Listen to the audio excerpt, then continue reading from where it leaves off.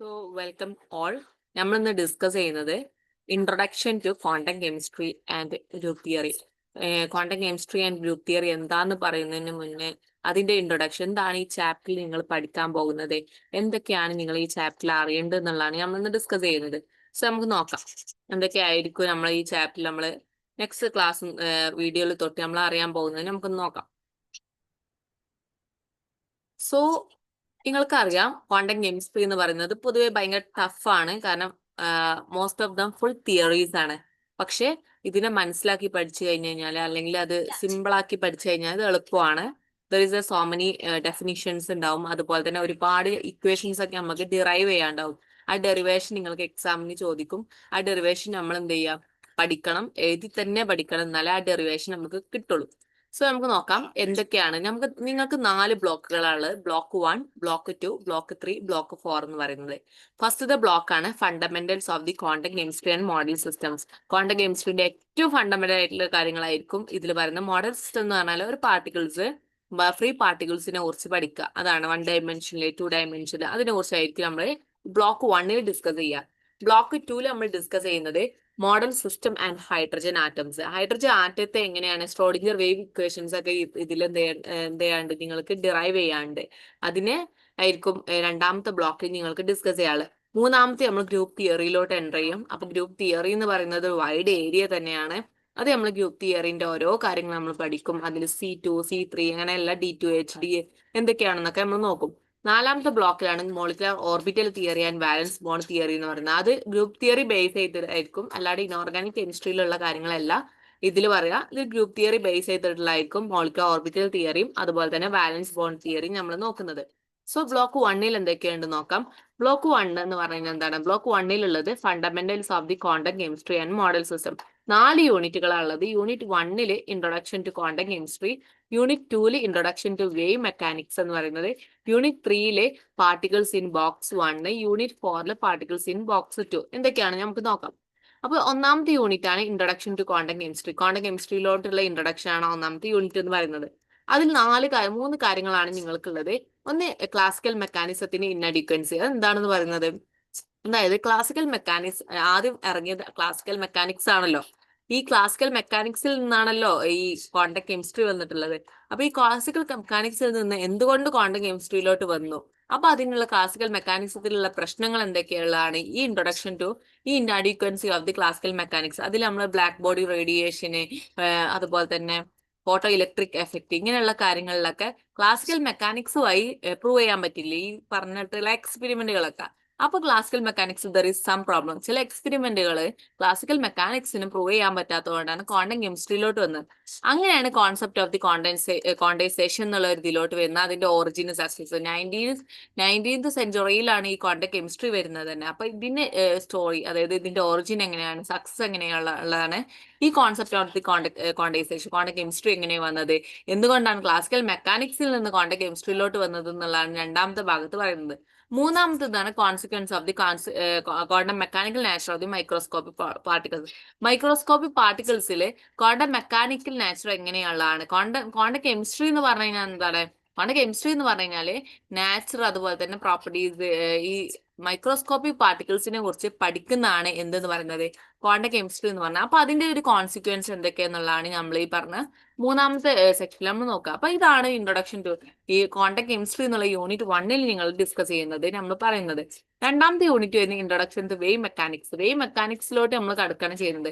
അങ്ങനെ quantum chemistry, quantum മെക്കാനിക്സിന് പോസ്റ്റ്ലേറ്റുകൾ വരുന്നത് എന്തൊക്കെയായിരിക്കും? ക്വാണ്ടം മെക്കാനിക്സ് 5 പോസ്റ്റ്ലേറ്റുകൾ ഉണ്ട് നിങ്ങൾക്ക് ഇതിൽ പഠിക്കാൻ. ഈ 5 പോസ്റ്റ്ലേറ്റുകളിൽ നിന്ന് നമ്മൾ ഓപ്പറേറ്റേഴ്സ് ഡിഫൈൻ ചെയ്യും. ഈ ഓപ്പറേറ്റേഴ്സുകൾ അറിഞ്ഞു കഴിഞ്ഞു കഴിഞ്ഞാൽ നിങ്ങൾക്ക് എന്ത് ചെയ്യാൻ പറ്റും, ഈ characteristics of the quantum mechanical operation, അതിന്റെ ആ ഓപ്പറേഷന്റെ ക്യാരക്ടറിസ്റ്റിക്സ് നിങ്ങൾ അറിയും.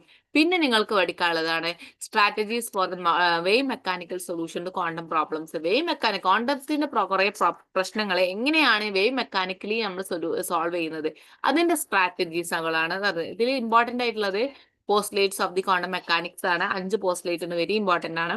Unit 3 particle in box 1. Box 1 എന്ന് പറഞ്ഞാൽ 1 ഡയമെൻഷനിൽ ഫ്രീ പാർട്ടിക്കിൾസ് മൂവ് ചെയ്യുന്നതിന്റെ ആറ് പാർട്ടിക്കിൾസിനെ കുറിച്ച് പഠിക്കുന്നതാണ് യൂണിറ്റ് 3 പഠിക്കുന്നത്. അതാണ് ബോക്സ് 1 എന്ന് പറഞ്ഞാൽ 1 ഡയമെൻഷനിൽ ഫ്രീ പാർട്ടിക്കിൾസ് ഇൻ 1 ഡയമെൻഷനിൽ. ഫ്രീ പാർട്ടിക്കിൾസ് 1 ഡയമെൻഷനിൽ എങ്ങനെയായിരിക്കും എന്നുള്ളതാണ് അതിനെ കുറിച്ച് പഠിക്കുന്നതാണ് ഈ ഭാഗം എന്ന് പറയുന്നത്. അതിൽ നിന്ന് നമ്മൾ ഷ്രോഡിഞ്ചർ വേവ് ഇക്വേഷൻസ്, അതിന്റെ നോർമലൈസേഷന്, അതിന്റെ വേവ് ഫംഗ്ഷന്, എനർജി, അങ്ങനെയുള്ള കാര്യങ്ങളൊക്കെ നമ്മൾ ഡിഫൈൻ ചെയ്യും. 1 ഡയമെൻഷണൽ ബോക്സ്, പിന്നെ അതിന്റെ അപ്ലിക്കേഷൻസ് ഉള്ളതാണ് ഇതിൽ ഡിസ്കസ് ചെയ്യുന്നത്. പാർട്ടിക്കിൾ ഇൻ ബോക്സ് 1 ഡിസ്കസ് ചെയ്യുന്നത്. ഇനി നെക്സ്റ്റ് ഉള്ളത് പാർട്ടിക്കിൾ ഇൻ ബോക്സ് 2 ആണ്.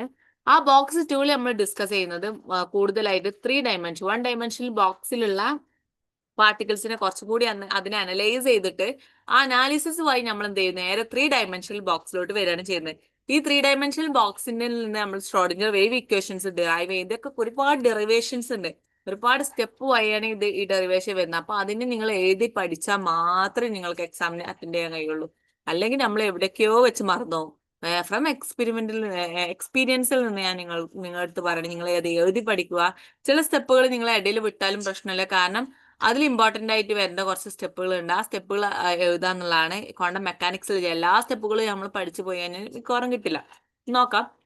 അതിൽ നിന്ന് നമ്മൾ 3 ഡയമെൻഷണൽ ബോക്സിലെ പാർട്ടിക്കിൾസിനെ കുറിച്ച് പഠിച്ചിട്ട് എനർജി എക്സ്പ്രഷൻ, അതിന്റെ അനാലിസിസ്, അതില് പിന്നീട് നമ്മൾ ക്യൂബിക് ബോക്സ്, നമ്മൾ പറയുന്ന ക്യൂബില് അതിലെ വേവ് ഫംഗ്ഷൻ, അതിലെങ്ങനെയാണ് വേവ് ഫംഗ്ഷൻസ് വരുന്നത് എന്നുള്ളതാണ് ഇതിൽ പറയുന്നത്.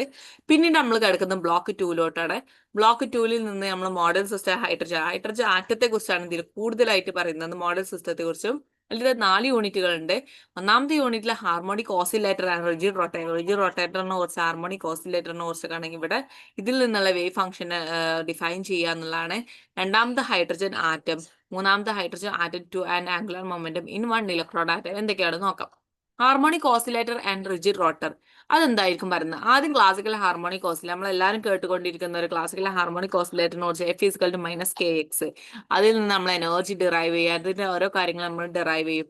പിന്നെ ക്ലാസിക്കൽ ഹാർമോണിക് ഓസിലേറ്ററിൽ നിന്ന് നമ്മൾ നേരെ ക്വാണ്ടം ഹാർമോണിക് ഓസിലേറ്ററിലോട്ട് എത്തും. ഇവിടെ എത്തുമ്പോൾ നമ്മൾ ക്വാണ്ടൈസേഷൻ എന്നുള്ള ഒരു ഇതിലോട്ട് എത്തും. വേവ് ഫംഗ്ഷൻസ് വരും, അങ്ങനെയുള്ള ഷ്രോഡിഞ്ചർ ഇക്വേഷൻസ് ഒക്കെ ഇവിടെ നിന്ന് വരും. അതിൽ നിന്ന് നമ്മൾ ഷ്രോഡിഞ്ചർ ഇക്വേഷൻസ് ഒക്കെ നമ്മൾ എന്ത് ചെയ്യും, ഡിറൈവ് ചെയ്യും. അവിടെ ഹാർമോണിക് ഓസിലേറ്ററിനെ കുറിച്ചാണ് ഇവിടെ ഡിസ്കസ് ചെയ്യുന്നത് ഈ 2 ഭാഗത്തും. മൂന്നാമത്തെ ക്ലാസിക്കൽ റൊട്ടേഷണൽ മോഷൻസ്, അത് ക്ലാസിക്കലി നമ്മൾ റൊട്ടേഷൻ മോഷനെ കുറിച്ച് നമ്മൾ പഠിച്ചിട്ടുണ്ട്. അതിനെ കുറിച്ച് പറഞ്ഞതിന് ശേഷമാണ് നേരെ ക്വാണ്ടം റിജിഡ് റൊട്ടേറ്ററിലോട്ട് എത്തുന്നത്. പിന്നെ അറിയാനുള്ള ഹൈഡ്രജൻ ആറ്റം 1, ഹൈഡ്രജൻ ആറ്റത്തിൽ നിന്ന് നമ്മൾ എന്ത് ചെയ്യും, ഷ്രോഡിഞ്ചർ വേവ് ഇക്വേഷൻസ് നമ്മൾ സോൾവ് ചെയ്യാണ് ചെയ്യുന്നത്. അതിലൊരു ഡെറിവേഷൻസ് ഉണ്ട്, അതിനെ കുറിച്ച് പഠിക്കുക. ഹൈഡ്രജൻ ആറ്റം 2 നിന്ന് നമ്മൾ അലൗഡ് ആയിട്ടുള്ള എനർജി ലെവൽസ്, അതിന്റെ ക്വാണ്ടം നമ്പേഴ്സ്, അതിന്റെ സിഗ്നിഫിക്കൻസ് എന്തൊക്കെയാണെന്നുള്ളത്, ഹൈഡ്രജൻ ലൈക്ക് ആയിട്ടുള്ള വേവ് ഫംഗ്ഷൻസിനെ കുറിച്ച്, അതുപോലെ തന്നെ ഇലക്ട്രോൺ സ്പിൻ ക്വാണ്ടം നമ്പേഴ്സിനെ കുറിച്ചൊക്കെ നമ്മൾ ഡിസ്കസ് ചെയ്യും. ഇനി 8ാമത്തെ യൂണിറ്റ് ആണ് angular momentum in 1 electron atom എന്ന് പറയുന്നത്. അത് നമ്മൾ ആദ്യം ക്ലാസിക്കൽ ആംഗുലർ മൊമെന്റത്തെ കുറിച്ച് പറയും, ഒമേഗക്ക് വെച്ചിട്ടുള്ള ഫിസിക്സിലൊക്കെ പഠിച്ചിട്ടുണ്ട്. ആ ക്ലാസിക്കൽ ആംഗുലർ മൊമെന്റത്തെ കുറിച്ച് ഡീറ്റെയിൽഡ് ആയിട്ട് നമ്മൾ പറയും. അത് കഴിഞ്ഞിട്ട് നമ്മൾ നേരെ ആംഗുലർ മൊമെന്റ്, ക്വാണ്ടം മെക്കാനിക്സ് വഴി എങ്ങനെ ആംഗുലർ മൊമെന്റത്തെ നമ്മൾ ഡിറൈവ് ചെയ്യുന്നതാണ് രണ്ടാമത്തെ ഇതിൽ പറയാം. ഇനി ബ്ലോക്ക് 3 വരുമ്പോൾ 4 കാര്യങ്ങളുണ്ട്. അപ്രോക്സിമേഷൻ മെത്തേഡ്, മൾട്ടി ഇലക്ട്രോൺ ആറ്റത്തെ കുറിച്ച്, molecular symmetry and the point groups, representation of the ഗ്രൂപ്പ്സിനെ എങ്ങനെ റെപ്രസെന്റ് ചെയ്യാന്നുള്ളതാണ് 4ാമത്തെ യൂണിറ്റിൽ വരുന്നത്. അതിൽ അപ്രോക്സിമേഷൻ മെത്തേഡിൽ നമ്മൾ വേരിയേഷൻ മെത്തേഡ് എന്നുള്ള എങ്ങനെയാണ് അപ്രോക്സിമേഷൻ, അതിനെ കുറിച്ചൊരു ഡെഫിനിഷൻ അല്ല, അവിടെ ഒരു ഡെറിവേറ്റീവ്സ് ഒക്കെ വരുന്നുണ്ട്. അതിലെ പെർട്ടുബേഷൻ മെത്തേഡ്, ആ പെർട്ടുബേഷൻ മെത്തേഡിന്റെ ആപ്ലിക്കേഷൻ അതൊക്കെ എളുപ്പമാണ്, വലിയ പ്രശ്നമൊന്നുമില്ല. വേരിയേഷൻ മെത്തേഡൊക്കെ ഡിറൈവ് ചെയ്യാൻ പഠിച്ചു കഴിഞ്ഞാൽ ഇറ്റ് ഈസ് വെരി ഈസി. അതിന്റെ ആപ്ലിക്കേഷൻസ് ഒക്കെ നമ്മൾ പഠിക്കും, നമുക്ക് അതിനെക്കുറിച്ച് കൂടുതലായിട്ട് അറിയും. പിന്നെ മൾട്ടി ഇലക്ട്രോൺ ആറ്റത്തിലോട്ട് വരുമ്പോൾ ഹീലിയം ആറ്റത്തിന്റെ ഷ്രോഡിഞ്ചർ വേവ് ഇക്വേഷൻസ് നമ്മൾ ഡിറൈവ് ചെയ്യുന്നുണ്ട്. അതിൽ ground state energy of the helium ആറ്റത്തിന്റെ അപ്രോക്സിമേഷൻ, ഗ്രൗണ്ട് സ്റ്റേറ്റ് എനർജി, പിന്നെ ഇൻഡിസ്റ്റിങ്വിഷബിലിറ്റി, ഇലക്ട്രോൺ ആൻഡ് അതിന്റെ ഇൻട്രൻസിക് ആയിട്ടുള്ള സ്പിൻ, മൾട്ടി ഇലക്ട്രോൺ ആറ്റത്തെ കുറിച്ചൊക്കെ നമ്മൾ ഇവിടെയൊക്കെ വേവ് ഇക്വേഷൻസ് വെച്ചിട്ടായിരിക്കും നമ്മൾ അതിനെ ഡിഫൈൻ ചെയ്യുക. പിന്നെ മോളിക്കുലർ സിമെട്രി ഗ്രൂപ്പ് തിയറിയിലോട്ട് നമ്മൾ എൻ്റർ ചെയ്യും. ആ ഗ്രൂപ്പ് തിയറിയിൽ നിന്ന് നമ്മൾ സാധാരണ ഏറ്റവും ബേസിക് ആയിട്ടുള്ള കാര്യമാണ് സിമെട്രി എലമെന്റ്, സിമെട്രിക് ഓപ്പറേഷൻസ് എന്ന് പറയുന്നത്. അതിനെക്കുറിച്ച് നമ്മൾ ഡിസ്കസ് ചെയ്യും. അത് കഴിഞ്ഞ് മോളിക്കുലർ സിമെട്രി ഓപ്പറേഷനെ കുറിച്ച്, പിന്നെ പോയിന്റ് ഗ്രൂപ്പിൽ ഓരോ പോയിന്റ് ഗ്രൂപ്പ് നമ്മൾ ഇവിടെ പറയും. അത് കഴിഞ്ഞ് എങ്ങനെയാണ് ഗ്രൂപ്പിനെ റെപ്രസെന്റ് ചെയ്യുക, അതിന് എങ്ങനെയാണ് മെട്രിക്സ് റെപ്രസെന്റേഷൻ, ഗ്രൂപ്പിന്റെ മെട്രിക് റെപ്രസെന്റേഷൻ, ഗ്രേറ്റ് ഓർത്തോഗണാലിറ്റി തിയറത്തിലോട്ട് വരും. It is very important great orthogonality theorem എന്ന് പറയുന്നത്, അതിനെക്കുറിച്ച് കൂടുതലായിട്ട് നമ്മൾ ഡിസ്കസ് ചെയ്യും. പിന്നെ ഈ ക്യാരക്ടർ ആയിട്ടുള്ള ടാബിൾ എങ്ങനെയാണ് നമ്മൾ കൺസ്ട്രക്ട് ചെയ്യുന്നത്, ഈ കാര്യങ്ങളൊക്കെ പഠിച്ചിട്ട് നമ്മൾ നേരെ ക്യാരക്ടർ ടാബിളാണ്. It is very important also. And block 4 നമ്മൾ last valence bond theory and molecular orbital theory. ഇവിടെ നമ്മൾ മെയിൻ ആയിട്ട് വാലൻസ് ബോണ്ട് തിയറി നമ്മൾ സാധാരണ ഉള്ള വാലൻസ് ബോണ്ട് തിയറി അല്ല, ഇവിടെ നമ്മൾ ബോൺ ഹോപ്പർ ഹിമർ അപ്രോക്സിമേഷൻ വെച്ചിട്ടായിരിക്കും നമ്മൾ വാലൻസ് ബോണ്ട് തിയറിനെ ഡിഫൈൻ ചെയ്യുന്നത്. അങ്ങനെ വാലൻസ് ബോണ്ടിലോട്ട് നമ്മൾ അപ്രോച്ചിലോട്ട് വരുന്നുണ്ട്. പോളി അറ്റോമിക് മോളിക്യൂൾസിൽ എങ്ങനെയാണ് വാലൻസ് ബോണ്ട് തിയറി അപ്ലിക്കബിൾ ആണെന്നുള്ളതായിരിക്കും ഇത് ഡിസ്കസ് ചെയ്യുന്നത്. 4ാമത്തെ യൂണിറ്റ് ആണ് മോളിക്കുലർ ഓർബിറ്റൽ തിയറി എന്ന് പറയുന്നത്. ഇവിടെ മോളിക്കുലർ ഓർബിറ്റൽ തിയറി അപ്രോച്ച് വഴിയായിരിക്കും ഉണ്ടാക്കുന്നത്. അതിൽ ഹൈഡ്രജൻ ലൈക്ക് മോളിക്യൂൾസിനെ കുറിച്ചും ഹൈഡ്രജൻ മോളിക്യൂൾസിനെ കുറിച്ചൊക്കെ ഡിസ്കസ് ചെയ്യും.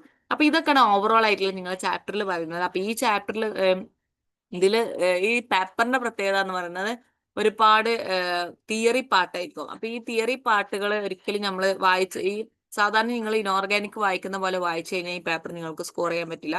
ഈ പേപ്പർ നിങ്ങൾ എഴുതി പഠിക്കാനുമാണ്. കുറേ ഡെറിവേഷൻസ് ഉള്ളതാണ്. അപ്പോൾ ഓരോ ദിവസം കൂടുന്നവരെ നമുക്ക് എന്താ ഹെക്റ്റി കൂടും.